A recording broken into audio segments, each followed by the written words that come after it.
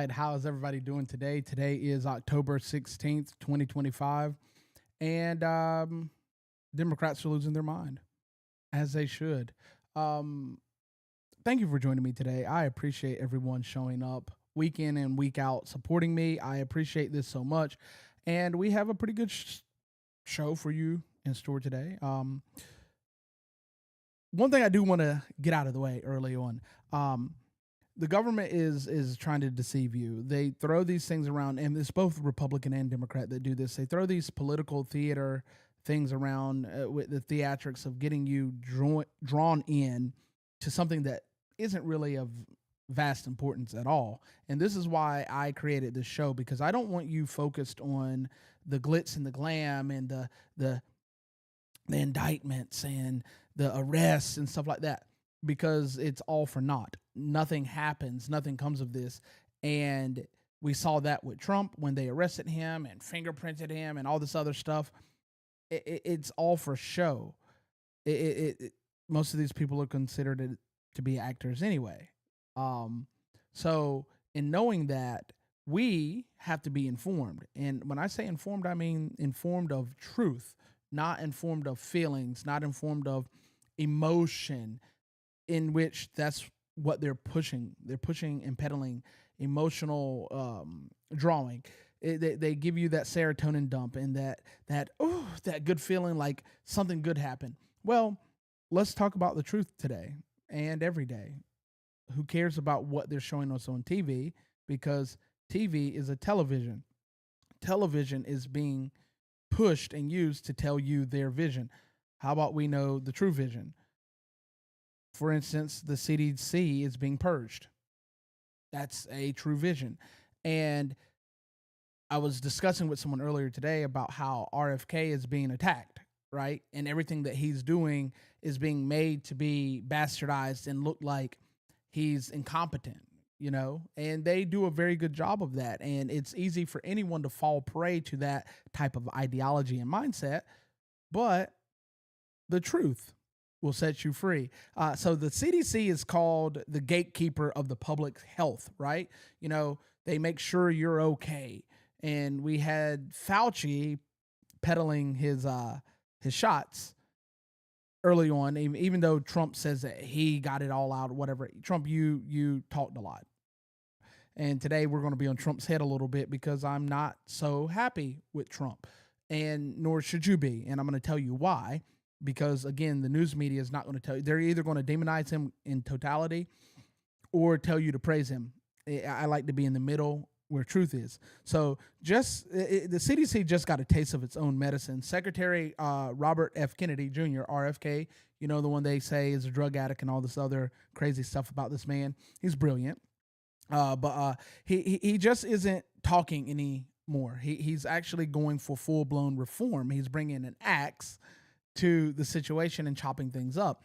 But behind the purge lies chaos, lawsuits, and the system proving just how deep the state runs inside of the system that we call our government.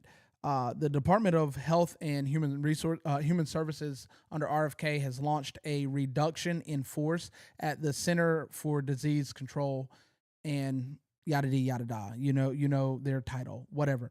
But over 1,300 people have been axed initially. Of course, they got fired as a part of a move to clean things up, to reduce overbloated government. Most of these people don't need to be here anyway. Most of these people's jobs can be done by a monkey with a ball and a wall of decisions, and let that monkey throw that ball against that wall, and then you make one of those decisions that are there. But the non-essential bureaucrats and people that are in these positions are being removed overall. And the agency's long accused political bias is now being put under subjection. But the plan hit turbulence overall, because Trump has been on this tirade of just making everything lean and efficient and doing what it's supposed to, costing the taxpayers less money. But in the plan of removing all these people, they've kind of sort of hit a bump in the road where there's a coding error. And accidentally, this was swept under the rugs and pushed off to the side, and hundreds of those frontline field staffers are being brought back. So over half of those 1,300 people fired are now being brought back. Around 600 positions remain permanently eliminated, and they're going to retool and rework and in hopes to get this situation under control, because ultimately it's costing us money, and these people are doing things that may not necessarily be copacetic, and some of them are doing things that are non-beneficial altogether. Last week we saw how the Department of Energy went in and just gutted most of these blue cities and blue states' plans to use green energy, because they said that it actually isn't more efficient and cost effective. And some of these plans were just money funneling tools. But overall, the critics are going to do what they do and come out and say, oh, the health and human resources, we can't have the CDC ruined like this. You aren't for the health of the people because you're getting rid of all of these employees and stuff like that, and it's not going to run efficiently, blah, blah, blah, blah, blah. We saw these cuts earlier on in the year where there were like 6,000 people cut in certain positions, and things still ran pretty efficient. But they argue that trimming non-essential roles during the shutdown weakens America's ability to respond to health crisis. What weakens America responding to health crisis is actually creating health crises that aren't real in the first place. COVID. When you manufacture things like this, you put people into a tailspin, and then you have those talking heads that run on the other side. Oh, we're all going to die. Don't go see your grandma. You're going to kill her. Stuff like that. That's crazy to me. Let's be realistic. This isn't just about government layoffs. It's about drawing a hard line where the government hadn't before between public services and public stagnation.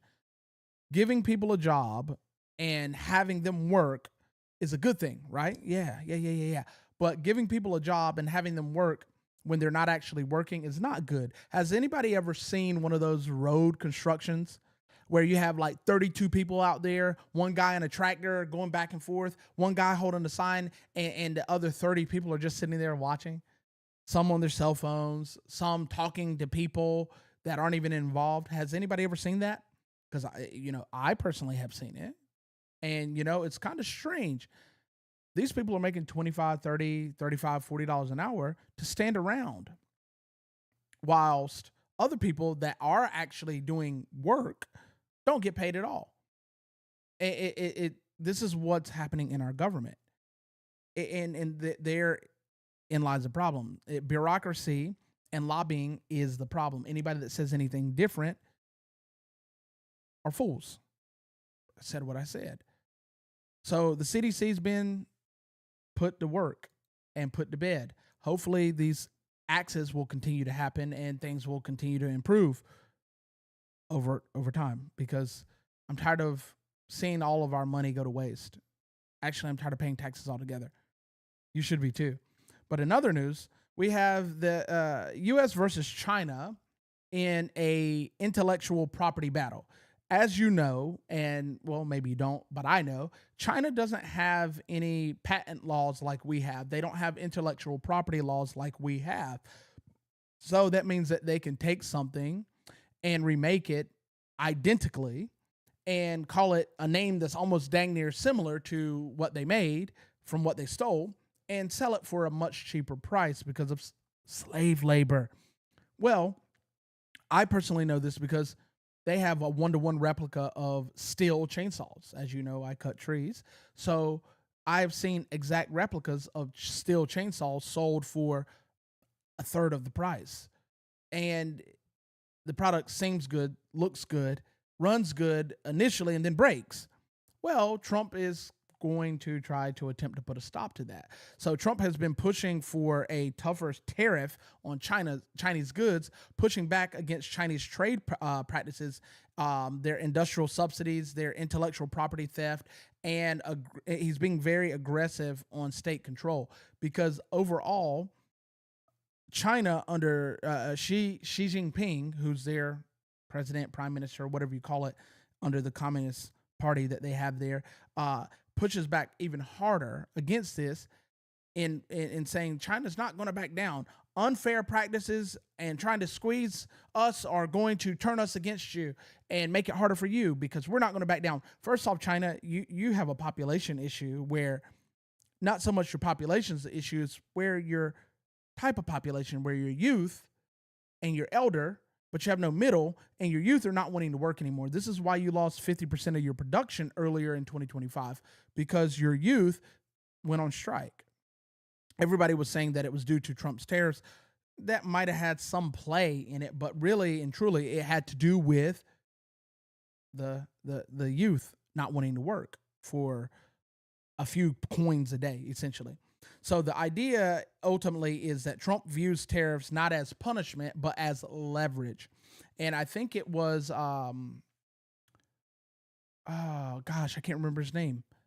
It was a president in the 40s. It just escaped my mind. But he was the one that also used tariffs as leverage. And I believe that's where Trump gets the idea from, is you can force China to negotiate and open markets and reduce subsidies and stop coercion by using tariffs. That's Trump's mindset behind this. But China ends up arguing that tariffs harm global trade. Of course they do. China also says that us having a golden dome would give America space superiority, whatever that means. But I digress.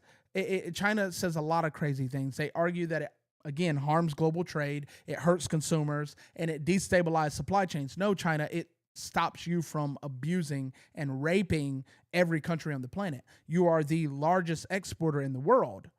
America is the largest consumer in the world.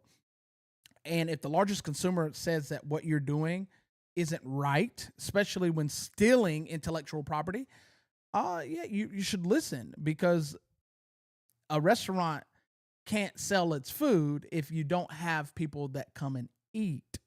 And if the person that eats there more than anyone else starts to write a bad review, people listen.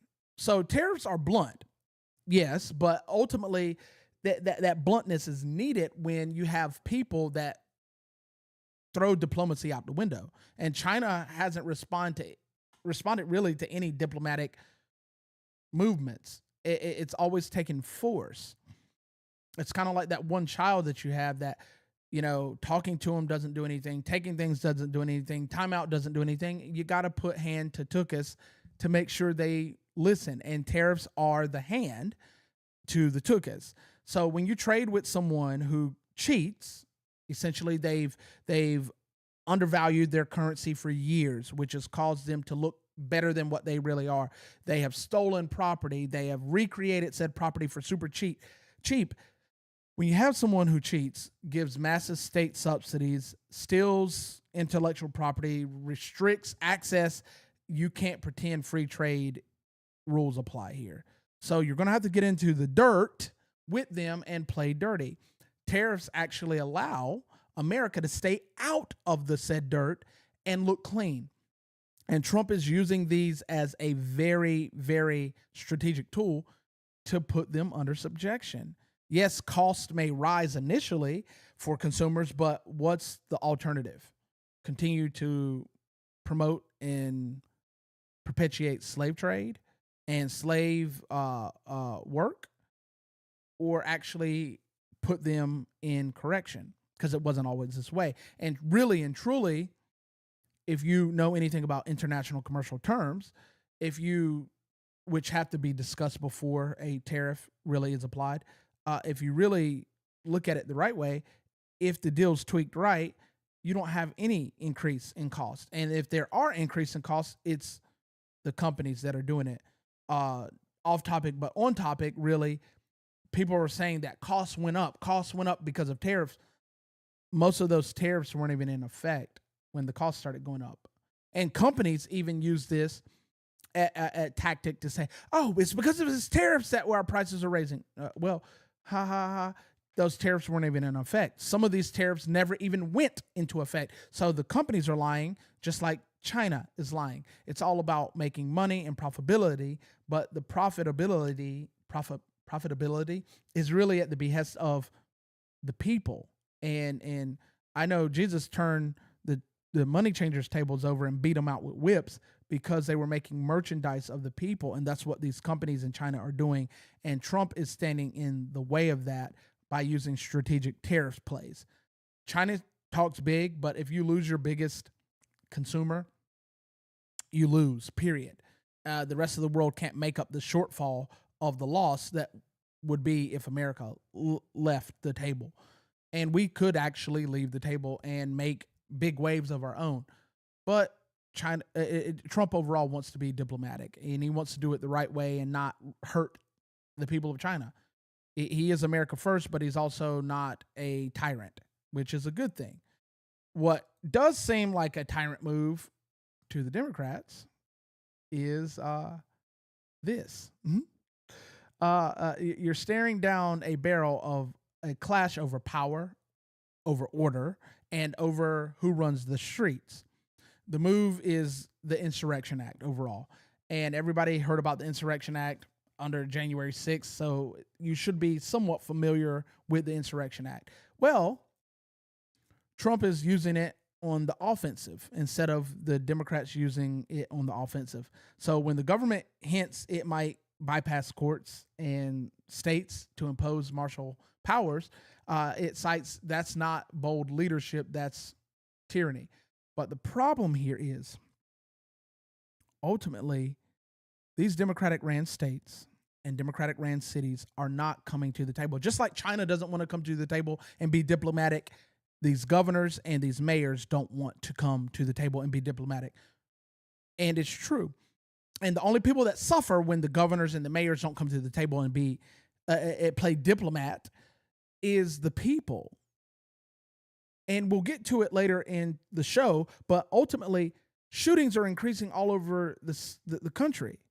And it's not the gun that's the problem, but it's the handling and an imposing of law. So you can't make laws and not impose laws. So Trump is pushing hard to use the Insurrection Act to override local objections in courts. And I think if he uses it how he has shown his intentions to be, it's going to be a good thing. Because the people in Oregon are suffering. The people in Washington State are suffering. The people in Colorado are suffering. The people in Illinois are suffering. The people in New York are suffering. The people in Mississippi are suffering. And these mayors sit up here. There's nothing wrong with what's going on right now. We are in complete control. We don't need Trump's help. What are you talking about? Portland, Oregon is a festering disease. Chicago is a festering disease, and they are fighting back against Trump with these silly mayors and these silly governors, one of which that probably needs Ozempic, but I digress. Oregon has already blocked deployment of National Guard. However, Texas is like, if you want National Guard, hey, use ours. That's the way it's done. States helping out states, even when the governors are the real tyrants, when the mayors are the real tyrants.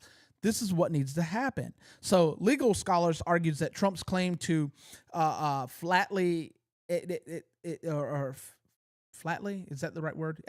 His claim is flatly illegal, ultimately. They're claiming that what he's claiming is illegal in the present circumstances, that there's no real crime and problems going on. Bro, if you got people that are boldly walking down the street, pulling out weapons and shooting people, and during the summer of love, creating autonomous zones where nobody can go in, and you have people shutting down entire police departments through the governor and the mayors of these places, are we kidding?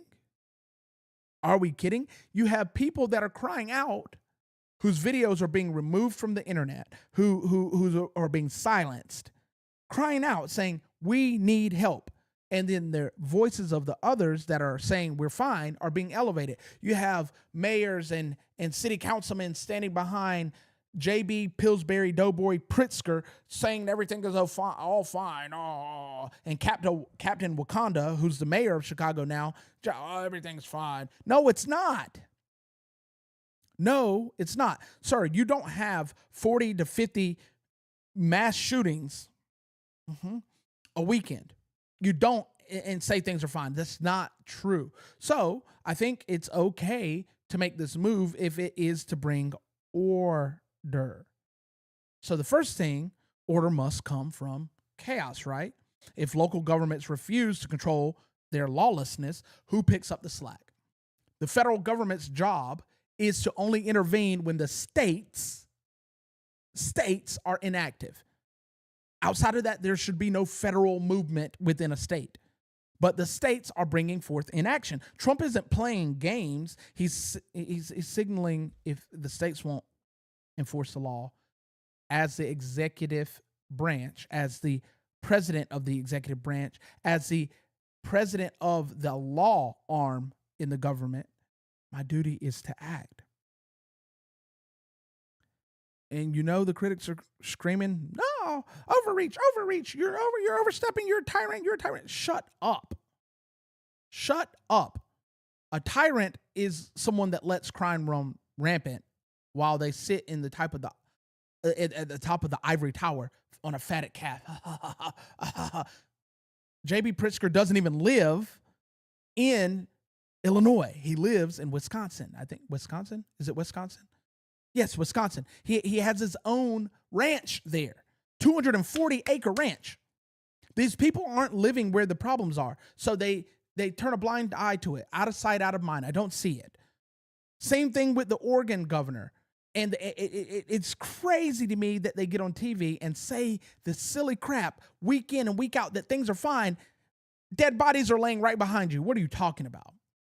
There should be no kids getting shot up at parks. It shouldn't. It just shouldn't be. So what is going on? Why are you against this? If you did your job, Trump wouldn't say a word. Nothing.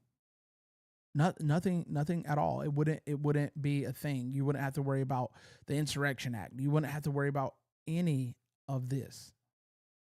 None. So I question people's sanity at the end of the day. Like, what are we doing? Life is being lost quite profusely, and you're just sitting here. It's okay. Whatever. Let it happen. That is hypocrisy at its core. And speaking of hypocrisy, the Democrats are full of hypocrisy. You've got 1.3 million active duty troops about to miss their paychecks, which this has been remedied, but they did miss a paycheck. But it took an emergency voting with the government shut down to get them their payment. What is going on? It's not just hypocrisy overall. This is a moral failure within Washington. So Trump says no more. He orders the Pentagon to pay the military, as it should be. And I've heard talks ultimately that there should be a amendment that says if the government shut down, Congress doesn't get paid.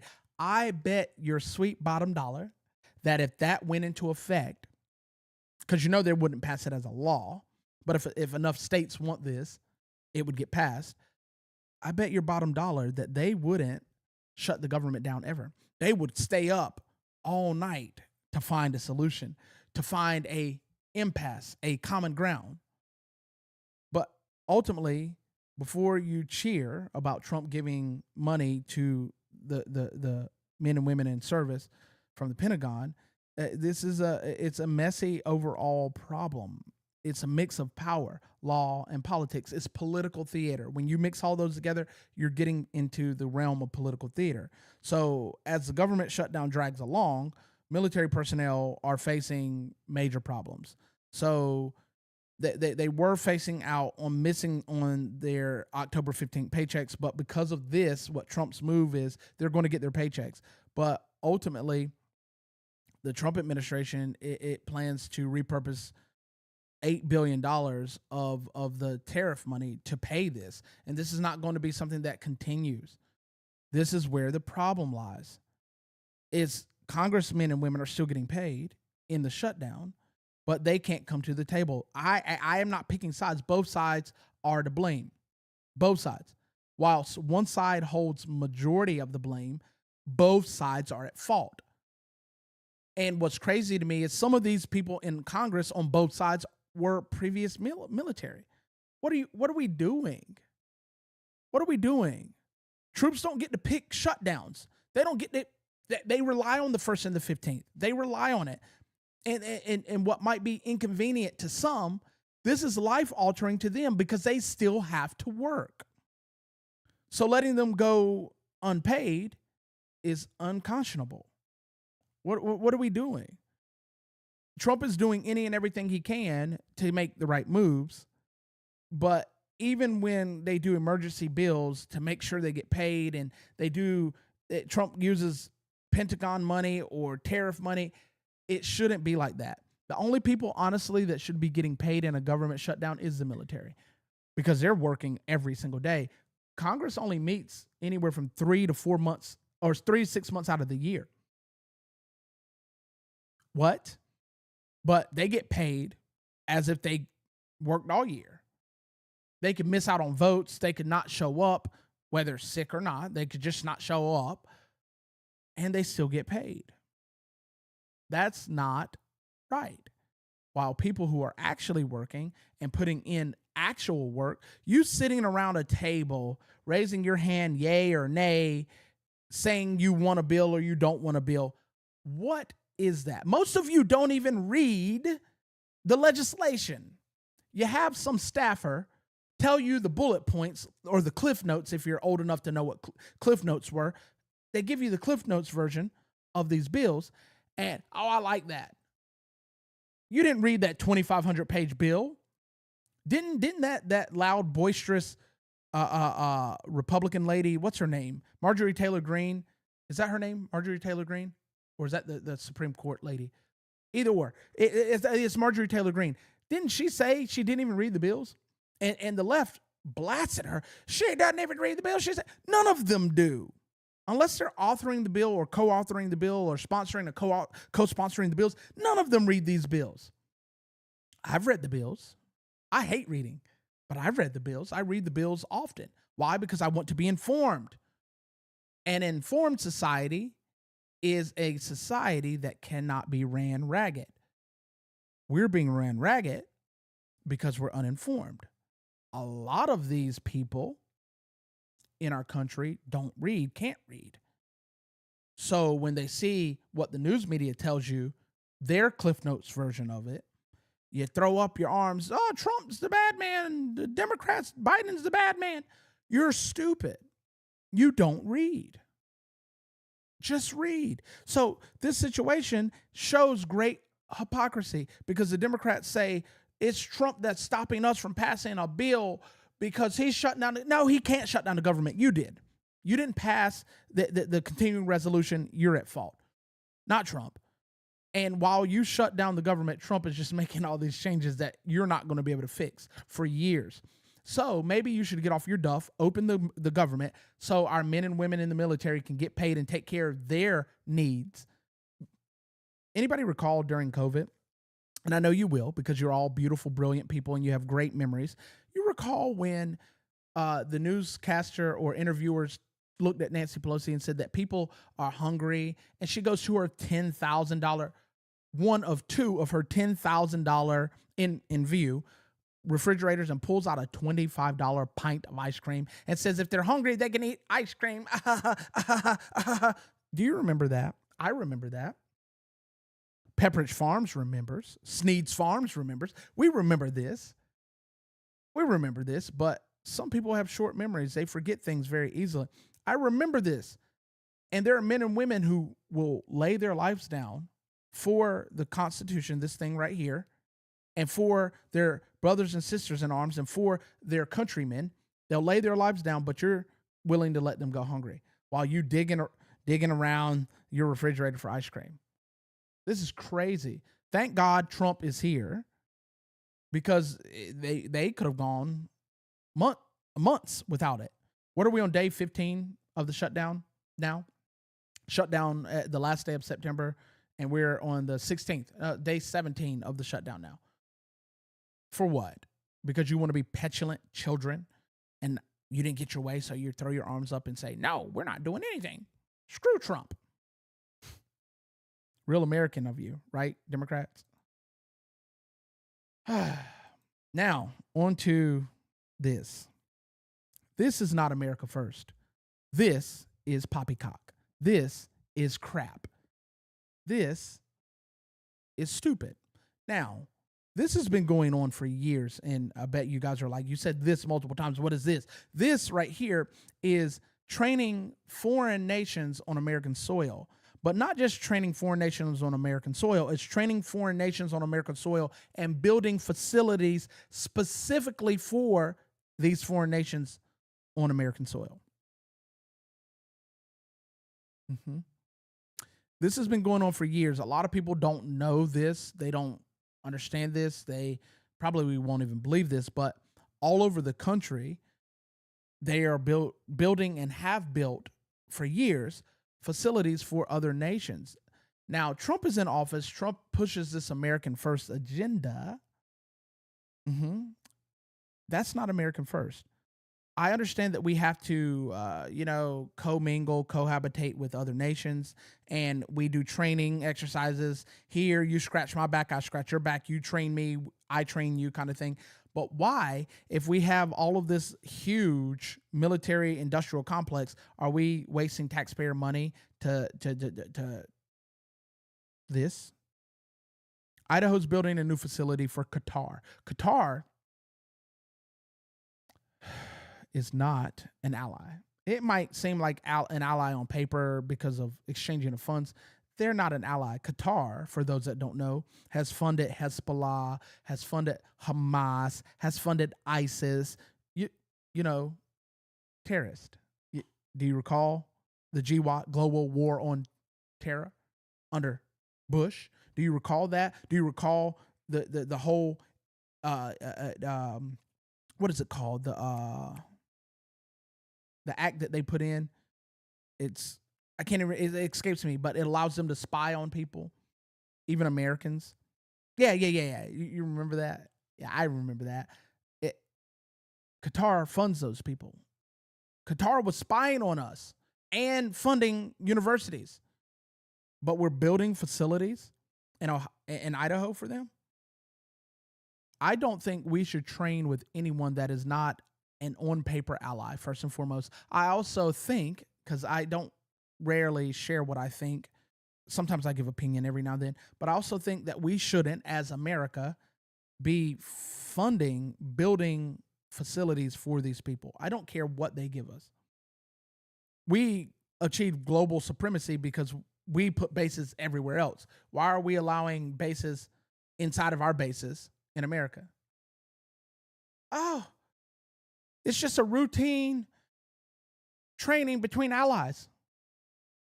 Again, Qatar's not an ally. They might seem to be on paper because of money, but they're not an ally. And we're going to allow them to put their top tier fighter pilots in our top tier aircraft. Why are we training them to use our stuff? That is not America first. It's not America first to have our money, yours, mine's, taxpayer money, be used to fund this crap. If you want to let them train on the bases without having any amenities applied to them. Let them live as our military men and women live. Point blank, period. Matter of fact, if you really want to get down to it, let them stay where the upper brass stays. Don't give them anything special. I don't care about training other nations. As of right now, under the Trump administration, it's America first, all day, every day. Not Israel, not Qatar, not anyone. It's America first, because as long as we are suffering here in any way, shape, or form, screw the world. Oh, that's not very Christian of you. You're supposed to take care of your own house first. Or have you not read the Bible? Because when the strong man is out of the house or is not able to defend, the enemy comes in and takes over. And this is the perfect opportunity for the enemy to come in and take over. Again, if you recall or have been with the show long enough, Qatar was spying on America. Like, what are we doing? letting the enemy on a base. Like I said, not a very American first policy or move, in my opinion. Also, before we get into this, I need to show you this video. So for context, because we're big on context here, we're not here to play. We're here to see truth, right? So let's check this out. This is Trump earlier this year around February. Any further deliberations on Gaza, sir? The timetable for a takeover? No deliberations. It's been very well received, where basically the United States would view it as a real estate transaction where we'll be an investor in that part of the world. And no rush to do anything. We wouldn't need anybody there. It would be supplied and given to us by Israel. They'll watch it in terms of security. We're not talking about boots in the ground or anything, but I think the fact that we're there, that we have an investment there, I think would go a long way to creating peace. We don't want to see everybody move back and then move out in 10 years. This has been going on for 50 years, much more than that. We just want to see stability. That would be having us have that particular piece in that particular location. I think would show great stability and would lead to great stability in the area for very little money, very little price, and we wouldn't need soldiers at all. That will be taken care of by others. And the investments are taken care of by others also. So for no investment, I mean virtually no investment whatsoever, it would bring stability to the area, and others can invest in it later on. But we're in no rush on it. It's absolutely no rush. Yeah, you know what would bring stability and peace of mind? Pulling out of Israel, letting them figure it out themselves. And if they salt flat each other, so be it. You said no boots on the ground, Trump. You said no boots on the ground. Well, the current administration has committed 200 U.S. service members. You like to use those word plays, U.S. service members. That a U.S. service member could be a male lady. Let's be frank.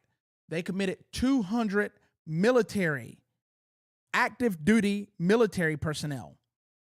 200. This was earlier this year when he talked about Gaza and America taking over and fixing Gaza and getting rid of the war and all this other peace crap that they were talking earlier this year. Well, they've committed 200 active military personnel and critical American logistical resources to Israel. That's boots on the ground. And all what? To help Israel police a tenuous ceasefire? You got them to sign the paperwork. It's done. We don't need to have anyone play middleman or referee.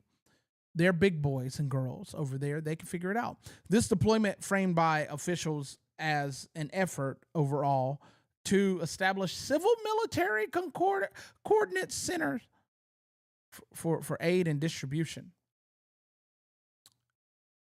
This is a stark example of anti-American foreign policy that prioritizes the stability and security of foreign state Israel over the immediate interest and safety of American people.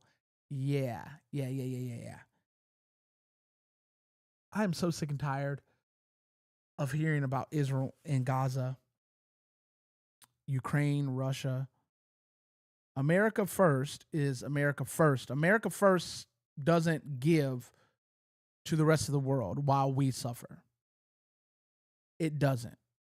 Now, I understand contractual obligations must be met and all of that good talk, but you're risking American blood for foreign interest. This is a foreign interest. This is not an American interest. I don't care about the landmass or government that is Israel. Whilst I do feel bad for the people that are in the fray, the citizens, that's all I can do is feel bad for them. I'm not going over there to help them. We all saw what happened to Greta Thunberg that went to go help the Palestinians, right? Either way, if an American goes over there to help, something bad would happen to them. So you can help by staying out of the business of these two groups and governments. The deployment of these 200 troops is not a neutral aid mission, guys. It's not. It is not a neutral aid mission. They're on the side of Israel. If they were neutral, they would be blocking out both sides. This is not the case. It is a military commitment to a conflict zone by establishing, the coordination center. Why do you need a special center for these people to come sit in and talk? Why? So while officials claim troops will not enter Gaza, you heard Trump saying himself, their presence in the region transforms them into a security guarantee. No boots on the ground. Trump, you lied. And this time I caught the lie outright. Now I don't have to defend you for word usage and wordplay.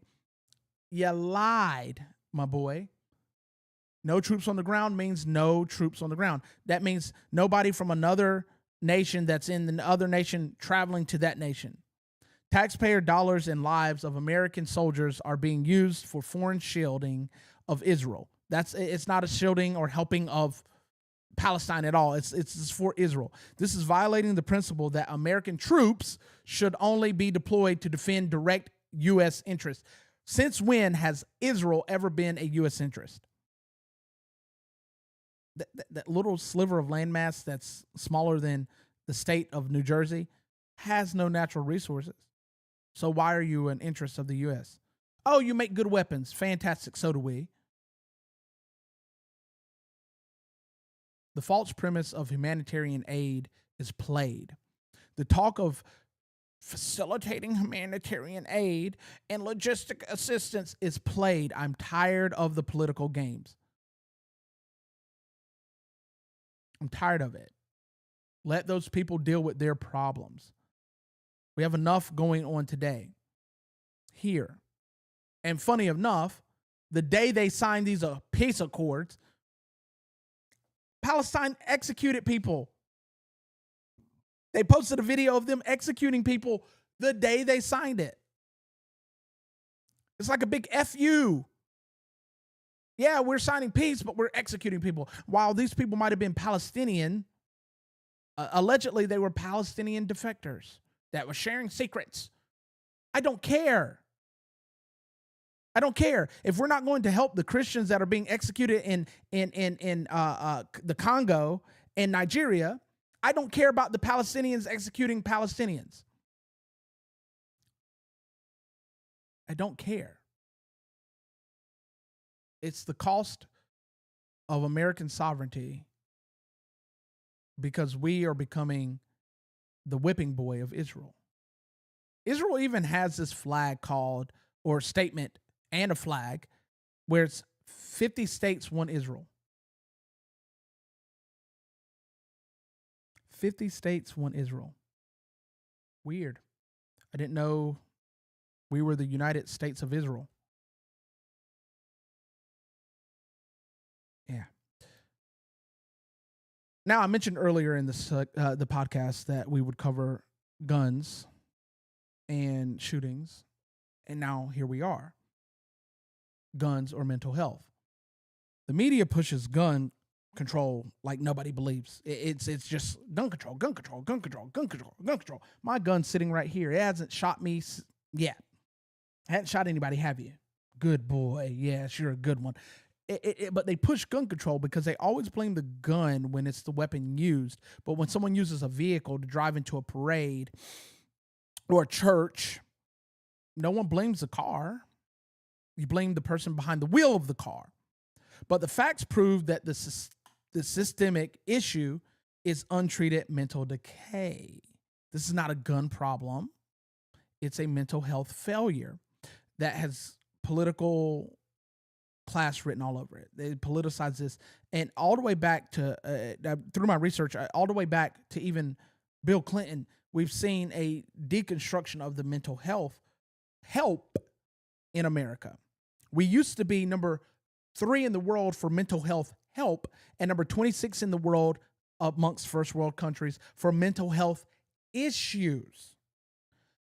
And that number switched in 2021 to number 26 in the world for mental health help and number 3 in the world, or number 2 in the world, for mental health issues.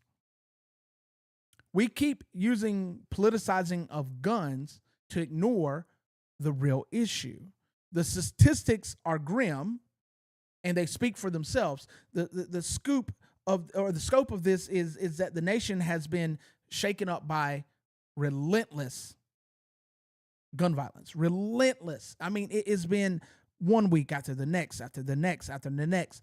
I think Washington, D.C. went a whole 16 days, which was almost a record, with no gun violence because of the Trump bringing in the National Guard to regulate.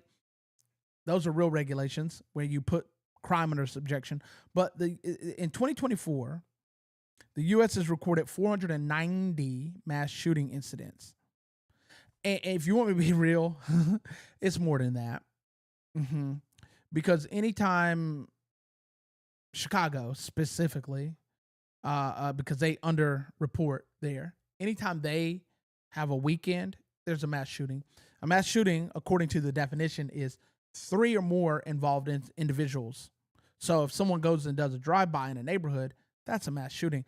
They don't report those. So I assure you that 490 mass shooting incidents is far higher. So these incidents have 4 or more people being shot or killed. They don't report these things everywhere.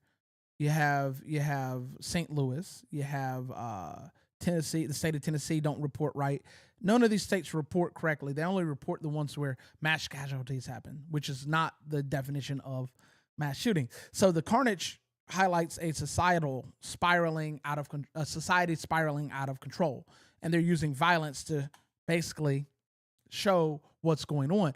Overall, the crisis is not something that is easily averted because you're getting rid of the tools necessary to fix the mental health issue. So the violence is a symptom of the psychological collapse of America. Research shows that over 80% of the mass shooters were in a state of deep personal crisis and exhibiting signs of depression, isolation, or mood swings. Like, I ain't talking about, oh, I'm angry, I'm happy, I'm angry, I'm happy, I'm sad, I'm mad. I'm not talking about that. I'm talking about like violent outburst.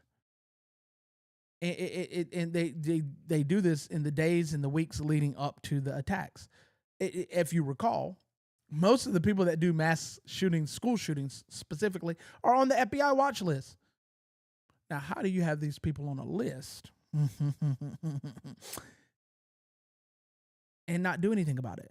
If you see someone suffering from mental health issues, why not do something about it? Oh, we're too busy giving Israel all of our money. The only government healthcare I would approve is if they brought back the mental institutions, if they brought back the facilities that allowed people to get help. At the very least, what it would do is it would pull people off the street. So suicide sprees are a significant portion of these attacks. They're acts of self-destruction turned outward. Nearly 70% of the mass shooters in one study were suicidal, either before or after or during the act. They are broken people, and they're exhibiting characteristics of psychological decay. Overall, the big picture says this, that mass shootings, while sensationalized by one particular side of the government and the media, they account for less than 1% of all gun violence.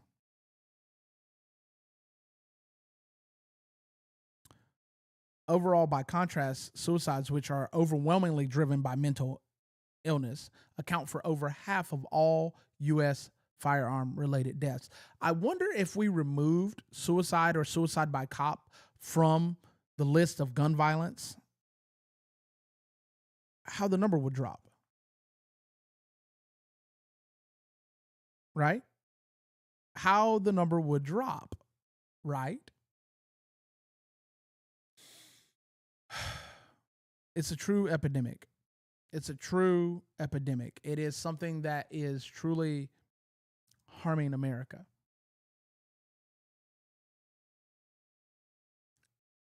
it's sad because you have people that politicize and sensationalize these things for agendas to be passed. Overall, the data is clear. Focusing on the hardware, i.e., guns, distracts from the root collapse in the mental health support of our nation. The path to safety begins with fixing the broken mind, not confiscating the weapon. I could easily take this box cutter that is to my left and cause just as much carnage as someone with an assault rifle. I guess I got an assault box cutter, right? You can't fix America by taking the tool. If that's the case, you're not going to have anybody having cars, knives, guns, forks. One of the most used weapons in prison is a shank. A shank doesn't pew, doesn't boom, doesn't click. It sticks, you know? Maybe we should just ban arms and hands. That would end it all, right? Just cut everybody's hands and legs off, even, because that would be the next thing at birth, and we'd all be nubs rolling around on the ground like potatoes. Because leaving it up to the political realm, they're going to make it always about the guns. Even the Republicans have slowly tipped towards gun control. Shall not be infringed as a Second Amendment. Shall not be infringed. So stop trying to infringe by making stupid laws, or we're going to fire you. In this case, this particular case, this is the next segment, you're fired. One of Trump's most famous lines from that TV show that I had never watched, but heard people say, you're fired. Washington just dropped the bomb. The workforce cuts have been going crazy since the government has been shut down. This I do applaud Trump for. I know I got on his head a little bit, and I might get on his head again before this is all said and done, but I applaud him doing this. The cuts are well overdue. Overall, what's going on is that the OMB, Office of Management and Budget, says that substantial federal employees layoffs are necessary and have started. Entire agencies are being axed, and they're being told to prepare for a reduction in the force. RIF. Yes. RIF all over the place, because the bigger the government, the more money we spend, the more constraint we put on the people that fund the government. So reports indicate that around 4,000 people have already been fired or have received their layoff letters. These are not mere furloughs. These are full-blown terminations in most cases. The Trump administration views this as more of a shutdown tactic to shut down future degradation in our country due to overspending and overtaxing and bureaucracy and all of that legal political mumbo jumbo that they spew, and then tell you when you ask what you're talking about that it's too complex. Anytime that you hear someone say something is too complex or it's complicated or you're not smart enough to understand it, they got to hand up your butt like a puppet. They're playing you. They're Geppetto all over the place with you. They're lying. Nothing is too complex or too difficult to explain. And as I always say, anybody that's watched me or known me for a while, you have information, knowledge, understanding, wisdom. Information is readily available to anyone. Knowledge, not so much. Understanding, even more so. But if you understand something, that means you know how it works and can do it for yourself. But there are very few wise people. This is an argumentation or a response or a rebuttal you can always give someone. When they say it's too complicated, that you wouldn't understand, you just ask them. You understand it, right? They'll say yes. Are you a wise person? Yes.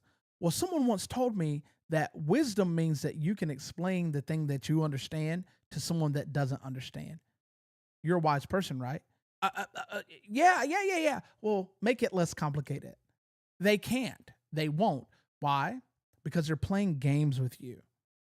They're playing games with you, and they have been for some time, but no longer. Trump is literally using this Schumer shutdown, as he calls it, to lay off all the unnecessary fat. He's cutting the chaff. He's separating everything that can be separated. And I, for years, have been down for federal government downsizing, cutting out the bloated, overdue, overprocessed, overused parts that just suck from the teat of the people. You know, they used to say that you're sucking off of the government if you're on government assistance. No, you're sucking off of the people. You're sucking off the breasts of the people, because the people are the ones that supply the funding to the government. Shutting down a few overly redundant roles won't cause a problem with national security. And why is it that they always say everything's a national security issue? I'm so sick and tired of hearing Israel. I'm sick and tired of hearing Gaza, Ukraine, Russia, China, and national security. Everything can't be national security. It can't. Most of these agencies have nothing to do with national anything. They only have to do with taking more money from your pocket as a taxpayer. So, nah. Hey, goodbye. Hasta luego. Hasta la vista. I'm not coming back. They're not coming back. Auf Wiedersehen, à tout à l'heure, au revoir, goodbye. We don't care. It's time that American people start to learn, not educate, learn how the country works and what is and what isn't, so we can stop being duped, fooled, and played and puppeted around by bureaucrats, lobbyists, and congressional members. And the news media, because they do a damn good job of it too. Boy. The dragon meets the dawn. So we talked about Trump having the tete-a-tete with Xi Jinping over intellectual property issues, but now China is at a boiling point. Trump is threatening, again, outside of the intellectual property tariffs, he's threatening 100% tariffs on Chinese imports again. So it'll be a total of 200% on their imports. China isn't blinking, and they ultimately are like, oh, we're going to correspond with our own measures. Again, China, you are the greatest exporter in the world. We are the greatest importer of the world. Creator, consumer. You need us more than we need you. Ultimately, this is a war of the wills of the leaders in these countries, because ultimately Trump has the ability to apply tariffs, and China has the ability to respond to said applied tariffs and apply tariffs themselves. It has not worked out well for China with tariffs. It just hasn't. And ultimately, China's Commerce Ministry officially has responded to Trump's threats, as they call them, saying they won't and they will not ever back down from a tariff war. They don't want one, but they won't back down from one. Well, if you don't want one, stop being stupid. The ministry said that the U.S. is increasingly using threats and coercion in the trade world. What have you been doing? Does anyone recall when China placed 100% tariff on, I believe it was all Canadian goods? What? No one said anything about that, because I guess we were too busy dealing with Trump tariffs that weren't actually in place yet. So Trump's tariff threats stem from China's new export controls on rare earth minerals. This is what this topic is really about, rare earth minerals. That's another thing I'm really tired of hearing about as well, because it's always, we need Ukraine for rare earth minerals. Russia's offering to give us rare earth minerals, yada, yada, whatever. But this is coming from their export controls on rare earth minerals for tech, defense, and industry. China says it will retaliate if the U.S. moves ahead of them in exercising corresponding measures to defend its legitimate rights. China, there's nothing about you legitimate at all. Like at all. But I won't get into that.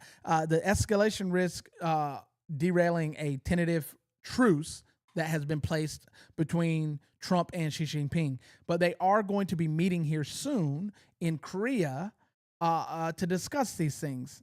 So hopefully we can get something that works out so America can get its rare earth minerals and China can stop being a douchebag and adding extra pricing on everything. But ultimately, it's a chokehold.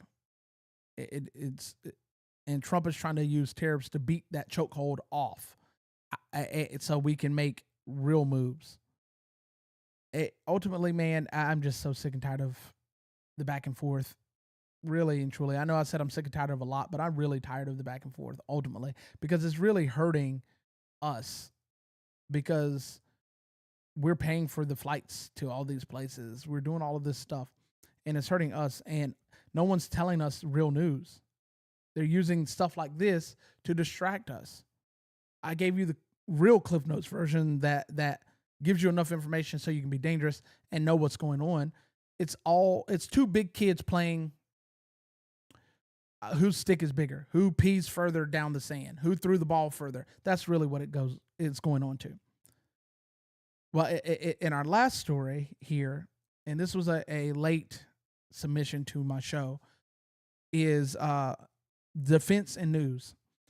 Now, I don't know if you guys recall me speaking on it briefly multiple times about how Pete Hegseth says that he's going to change some things up with the news being able to be present in certain defense talks and yada at the Pentagon, right?